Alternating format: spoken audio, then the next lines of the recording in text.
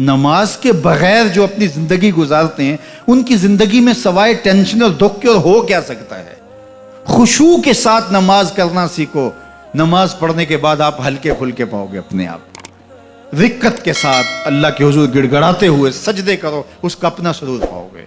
اللہ اکبر. لیکن ایک بندہ کہے کہ جناب میں نماز پڑھتا ہوں لیکن ایسی کیفیت تو پیدا نہیں ہوتی, تو شیطان اس کو کہتا ہے کیا فائدہ ایسی نماز پڑھنے کا.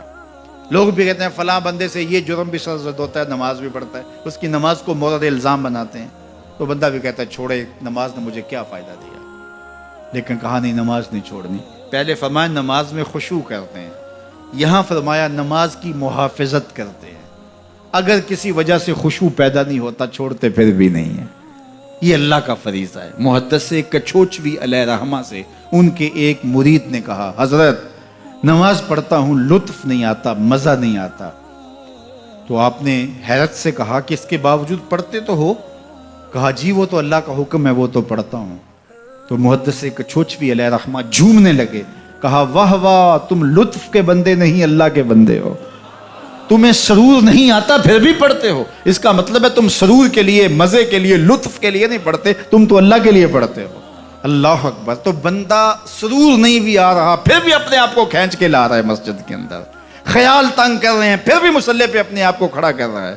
سوچیں اس کو آوارہ پتے کی طرح کبھی ادھر پھینکتی ہیں کبھی ادھر پھینکتی ہیں, لیکن پھر بھی وہ کھڑا ہوا ہے کہ میں نماز پوری کر کے جانی ہے. بار بار کبھی بھولتا ہے لیکن پھر دوبارہ نیت مان کے کھڑا ہو جاتا ہے, نہیں میں پوری کر کے جانی ہے. یہ کیوں کرتا ہے؟ میرے اللہ کا حکم ہے. تو خشوع کی وہ کیفیت نہ بھی ہو تو کہا محافظت پھر بھی کرتے ہیں. یہ خوش نصیب لوگ ہیں. اولئک ھم الوارثون, یہ لوگ وارث ہیں. یہ لوگ جن میں یہ خوبی ہیں یہ وارث ہیں. کس چیز کے وارث ہیں؟ مال کے, دولت کے, کوٹھیوں کے, کاروں کے, محلات کے. کہا الذین یرثون الفردوس, یہ جنت الفردوس کے وارث. ہم فیہا خالدون, اس جنت سے وہ کبھی الگ بھی اس میں ہمیشہ رہیں گے. چونکہ موت کو بھی موت آ چکے گی, اب موت بھی نہیں, اب ہمیشہ رہیں گے. اللہ تعالیٰ فرمائے گا ارضیتم, جنتیوں کیا راضی ہو؟ اہل جنت کیا تم راضی ہو؟ تو وہ کہیں گے ہمیں کیا ہوا کہ ہم راضی نہ ہوں, ہمیں تو وہ ملا جس کا ہمیں تصور بھی نہیں تھا. ہمیں جنت مل گئی, محلات و قصور مل گئے. جو سب سے آخر میں جنت میں جائے گا, سب سے آخر میں, جس کو ہماری پنجابی میں پھاڑا کہتے ہیں, سب سے آخر میں, اس کو جنت میں کتنی جگہ ملے گی؟ جو بندہ سب سے آخر میں آتا ہے اس کو دھوپ میں جگہ ملتی ہے. جو اس سے تھوڑا سا پہلے آئے گا اس کو برآمدے میں ملی, جو اس سے پہلے آیا اس کو اندر جگہ ملی. ایسے ہی ہوتا ہے. تو جو سب سے آخر میں جائے گا جنت میں تو وہ سب سے بڑا گناہگار ہوگا, اور جہنم کے رگڑے سہ سہ کے وہ جہنم سے نکلے گا سب سے آخر میں. بخاری شریف میں تذکرہ موجود ہے.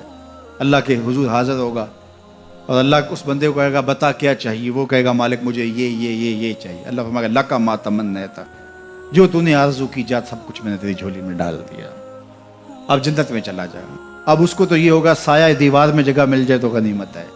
جنت کے کسی درخت کے نیچے جھونپڑا لگا لوں تو کافی ہے. چلو کوئی 2 مرلے کا 3 مرلے کا کٹھیا بھی مل جائے تو کافی ہے. اس کے لیے تو اتنا ہی کافی کہ جہنم سے نکل گیا. لیکن اس کو کہا جائے گا جا جنت میں چلا جا, اور تیرے لیے جنت میں دنیا سے 10 گنا جگہ ہے. دنیا سے, بخاری کی روایت, 10 گنا جگہ. یہ 7 بر اعظم پہ پھیلا ہوا جہاں, اور اس کو 10 سے ضرب دے, اتنی جگہ اس کی ہے جو سب سے آخر میں جائے گا.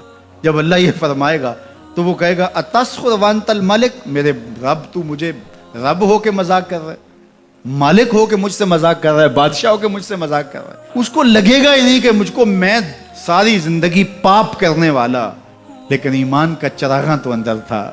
اللہ اکبر. آج نکلے گا تو جنت میں سب سے آخر جانے والے شخص کو کتنی جگہ ملے گی؟ دنیا سے 10 گنا جگہ دنیا سے سب سے آخری شخص کو, پھاٹے شخص کو ملے گی.